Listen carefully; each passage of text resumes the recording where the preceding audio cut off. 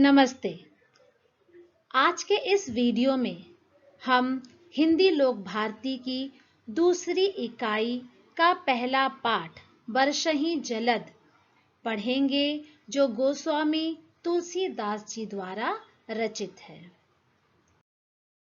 कविता पढ़ने से पहले हम कवि का परिचय प्राप्त कर लेते हैं।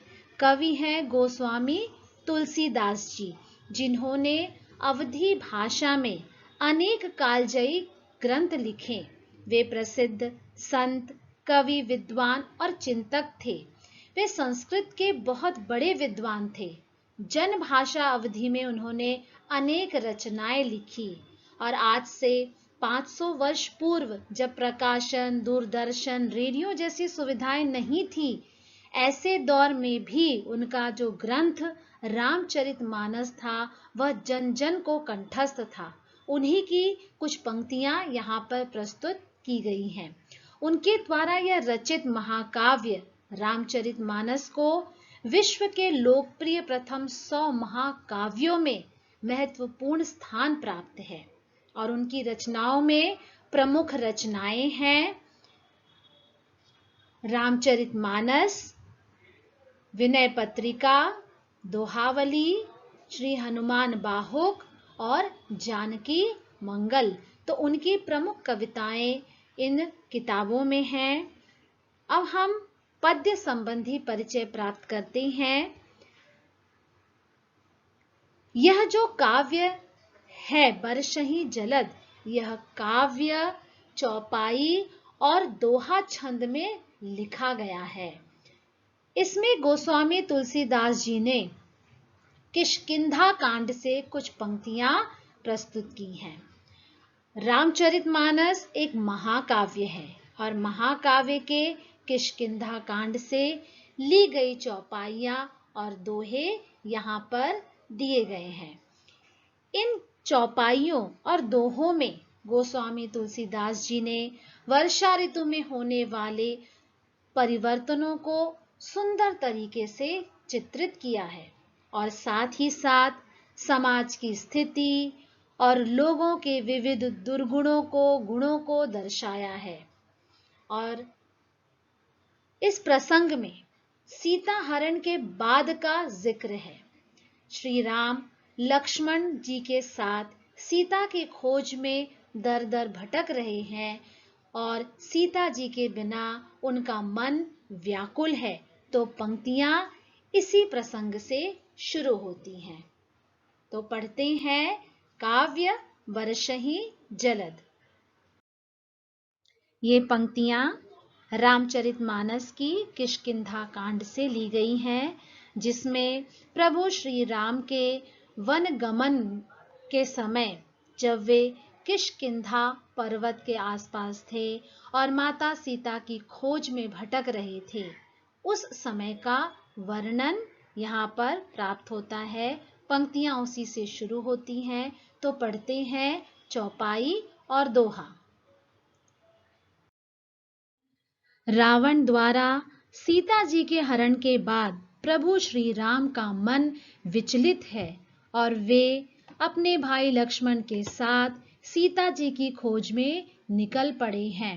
वे अपने भाई से कह रहे हैं, घन घमंड नभ गरजत घोरा, प्रियाहीन डरपत मन मोरा, दामिनी दमक रहहि घन माही, खल कै प्रीति जथा थिर नाही।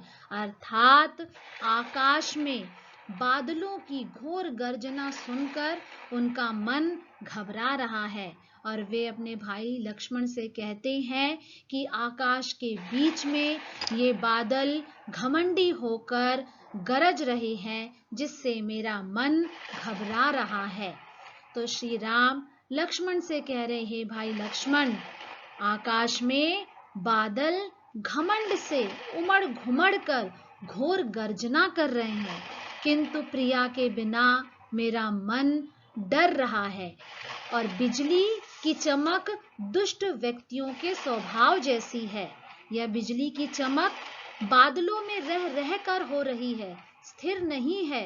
अर्थात बिजली की चमक में उसी तरह ठहराव नहीं है, जैसे दुष्ट व्यक्ति की प्रीति में स्थिरता नहीं होती। दुष्ट व्यक्ति का प्रेम मतलबी होता है। तो यह बिजली भी बार बार चमक रही है और फिर गायब हो जा रही है, तो इसकी चमक में दुष्ट व्यक्ति के प्रेम के जैसे ही स्थिरता नहीं है। बरसहि जलद भूमि नियराए, जथा नवहि बुध विद्या पाए। बूंद आघात सहहि गिरि कैसे, खल कै बचन संत सह जैसे। तुलसीदास जी कहते हैं कि बादल जमीन के नजदीक आकर बरस रहे हैं। अर्थ यहाँ पर दिया गया है, जलद का अर्थ है बादल, और ये बादल भूमि के बिल्कुल नजदीक आकर बरस रहे हैं, बिल्कुल उसी तरह से जथा नवहि बुध विद्या पाए। बुध का अर्थ होता है विद्वान व्यक्ति। तो जैसे विद्वान व्यक्ति विद्या पाकर विनम्र हो जाता है, तो आसमान में छाए हुए बादल पृथ्वी के समीप आकर ऐसी वर्षा कर रहे हैं जैसे कोई विद्वान व्यक्ति विद्या का ज्ञान हो जाने पर नम्र होकर झुक जाता है। तो बादल भी नम्र होकर झुक गए हैं और वर्षा कर रहे हैं। बूंद आघात सहहि गिरि कैसे, अर्थात गिरि अर्थात पर्वत।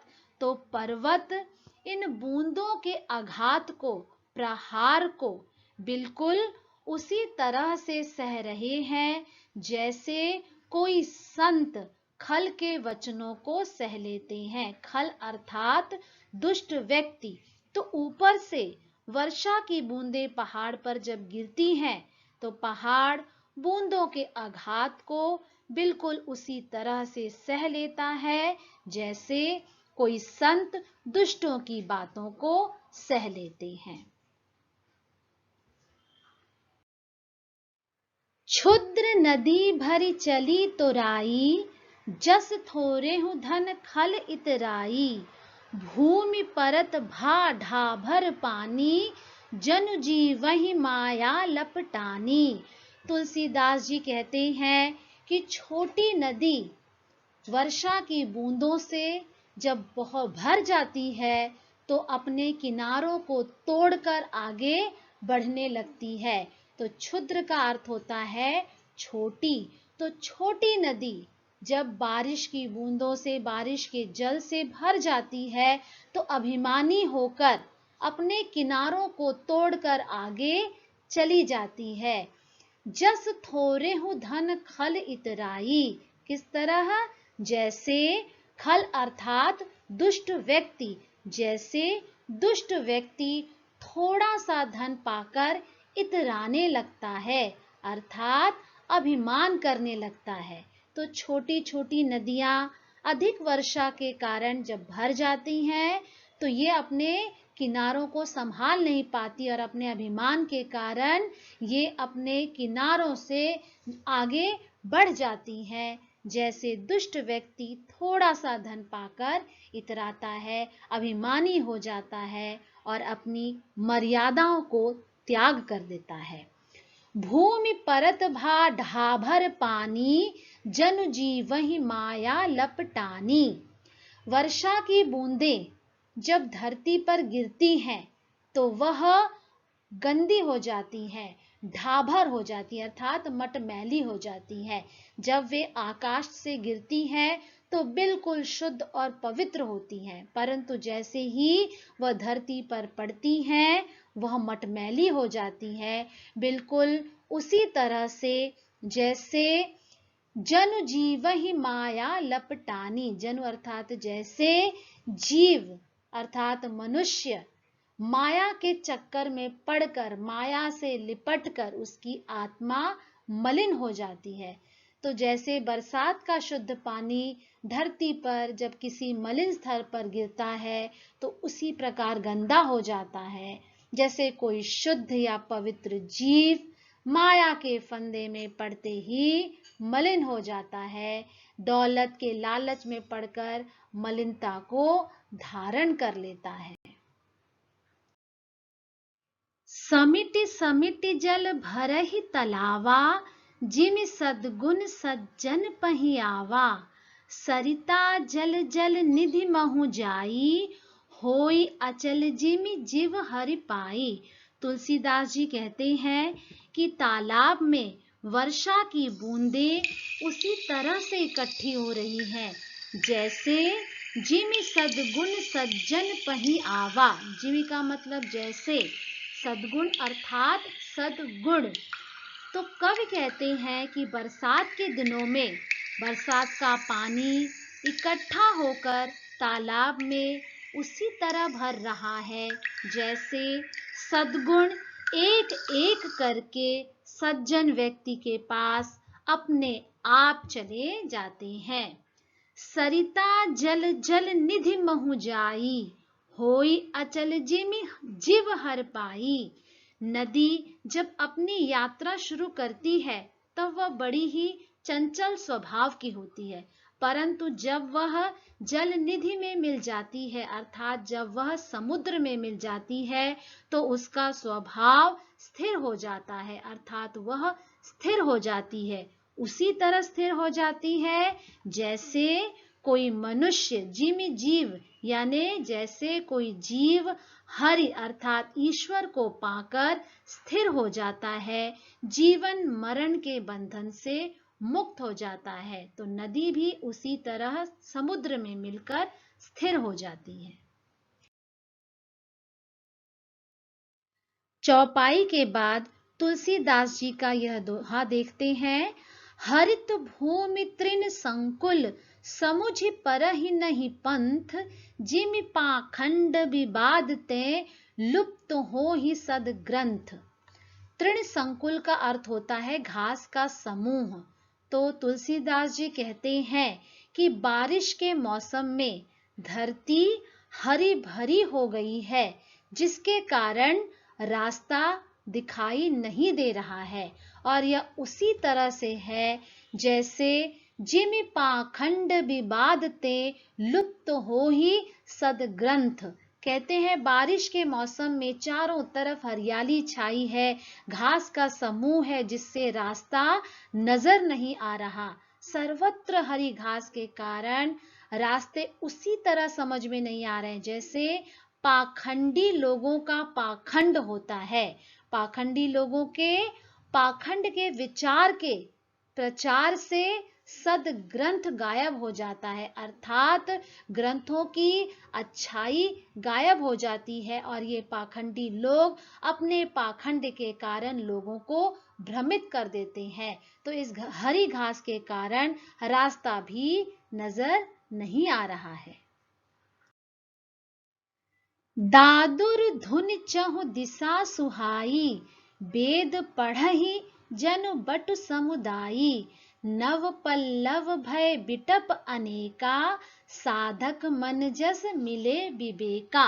कवि कहते हैं कि बारिश के दिनों में मेंढक की आवाज के कारण चारों दिशाएं शोभायमान हो गई हैं और ये ध्वनि बिल्कुल उसी तरह से लगती है जैसे बालकों का समूह, बटु समुदाय अर्थात बालकों का समूह वेद का पठन कर रहा हो। तो गोस्वामी तुलसीदास जी कहते हैं कि बारिश के दिनों में चारों दिशाओं में मेंढक की ध्वनियां सुनाई देती है। उस समय उनकी ध्वनि अच्छी लगती है, ऐसी सुहानी लगती है जैसे विद्यार्थियों का समूह वेद का पठन कर रहा हो। नव पल्लव भय बिटप अनेका, साधक मन जस मिले विवेका। और बारिश के कारण वृक्षों पर नए नए पत्ते आ गए हैं। यह उसी तरह लगता है जैसे साधक का मन ज्ञान प्राप्त करने के बाद प्रसन्न हो जाता है। तो बारिश के समय वर्षा के कारण ये वृक्ष भी हरे भरे प्रसन्न साधक की तरह ही लगते हैं।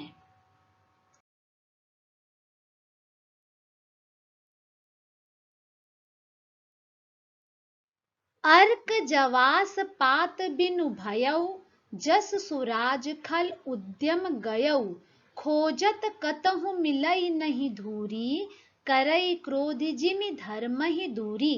तुलसीदास जी कहते हैं, अर्क और जवास के पौधों पर बरसात के दिनों में पत्ते नजर नहीं आ रहे हैं। बरसात के दिनों में ये अर्क अर्थात मदार और जवास के पत्ते झड़ गए हैं। इन पौधों को देखकर बिल्कुल वैसा ही लगता है, जस सुराज खल उद्यम गयऊ। सुराज का मतलब होता है अच्छा शासन और उद्यम का अर्थ है कारोबार। तो जैसे इन पत्तों के झड़ जाने से ये पौधे लगते हैं, बिल्कुल वैसे ही जैसे किसी कुशल व अच्छे राजा के शासन में दुष्टों का कारोबार नष्ट हो जाता है। खोजत कतौ मिलहि नहीं धूरी, करई क्रोध जिमि धर्म ही दूरी। और बारिश के दिनों में खोजने पर भी धूल नहीं मिलती है। वर्षा के कारण जमीन पर धूल नजर नहीं आती है, कितना भी खोजे धूल को वह दिखाई नहीं देती है। जैसे क्रोध धर्म को दूर कर देता है, अर्थात क्रोध में मनुष्य अज्ञानी बन जाता है। करई क्रोध जिमि धर्म ही दूरी, धर्म ही का अर्थ है धर्म। तो जैसे बारिश के दिनों में धूल नजर नहीं आती है, वैसे ही क्रोध के कारण मनुष्य का विवेक, मनुष्य की अच्छाइयां नष्ट हो जाती है और वह अज्ञानी बन जाता है। आगे की पंक्तियों में तुलसीदास जी कह रहे हैं, सस्य संपन्न सोहमहि कैसी, उपकारी कै संपत्ति जैसी। निशितम घन खद्योत बिराजा, जनुदम भिन्न कर मिला समाजा। बारिश के दिनों में यह धरती, मही अर्थात धरती, पृथ्वी अनाज से परिपूर्ण हो गई है। सस्य संपन्न हो गई है अर्थात अनाज से, धन धान्य से परिपूर्ण हो गई है। यह उसी तरह परिपूर्ण हो गई है जैसे उपकारी के संपत्ति जैसी, अर्थात उपकारी व्यक्ति की संपत्ति जिस तरह से सुशोभित होती है, उसी तरह से बारिश के दिनों में चारों ओर हरी हरी फसल के आने से धरती सुशोभित नजर आ रही है। निशितम घन खद्योत विराजा। और दूसरी तरफ तुलसीदास जी कह रहे हैं कि रात के घने अंधेरे में, निशि अर्थात रात और तम घन अर्थात घना अंधेरा, रात के घने अंधेरे में खद्योत अर्थात जुगनू चमक रहे हैं और ऐसा लगता है मानो वे अभिमान में यहाँ वहां चमक रहे हो। बिल्कुल उसी तरह से जनु दम भिन्न कर मिला समाजा, जैसे मानो अभिमानियों का समूह जुट गया हो। तो रात के अंधेरे में जुगनू के समूह को देखकर बिल्कुल वैसा ही लगता है जैसे समाज में अभिमानियों का समूह इकट्ठा हो गया हो।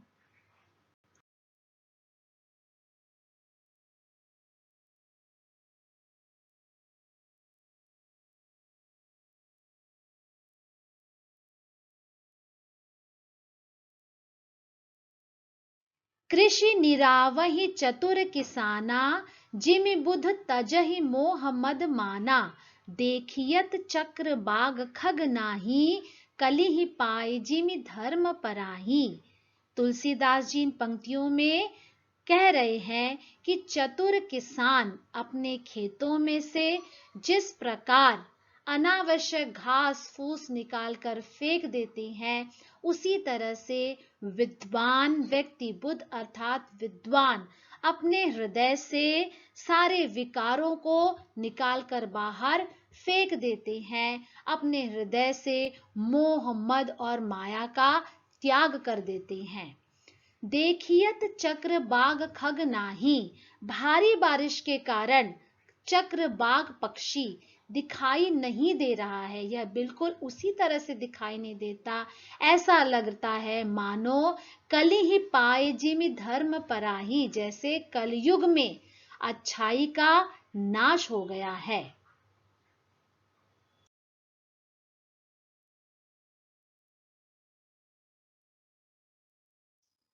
विविध जंतु संकुल मही भ्राजा, प्रजा बाढ़ जिमि पाई सुराजा। जहाँ तहाँ रहे पथिक थक नाना, जिम इंद्रिय गण उपजे ज्ञाना।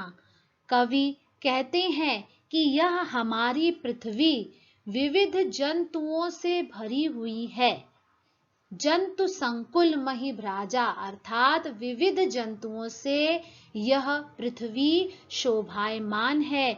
यह उसी तरह से शोभायमान है जैसे अच्छे राजा के राज्य में, सुराज अर्थात अच्छा राज्य, अच्छा शासन, तो जैसे अच्छे राज्य में प्रजा बढ़ती है अर्थात प्रजा का विकास होता है, उसी तरह से यह धरती विविध जंतुओं से परिपूर्ण है।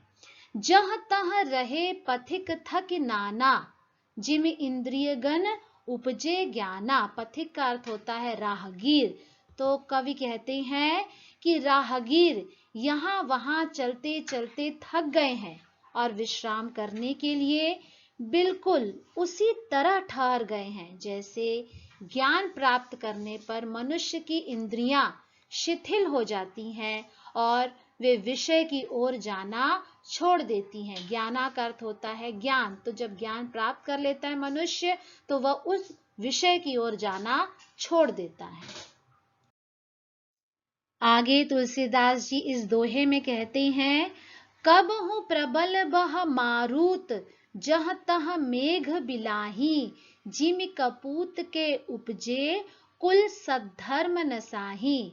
अर्थात कभी कभी तेज हवा के बहने से, प्रबल मारुत अर्थात जोर से हवा के चलने से बादल यहाँ वहां बिखर जाते हैं। बिलाही अर्थात गायब हो जाना या बिखर जाना।